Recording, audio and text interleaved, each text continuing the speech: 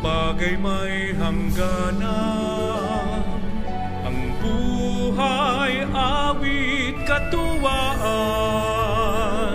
Maging hirap at sakit na sa atin sumasabit, napapawid ka lang kung manalig. Tatay nating buhay di hawak, maikli at marupok bulang tulad.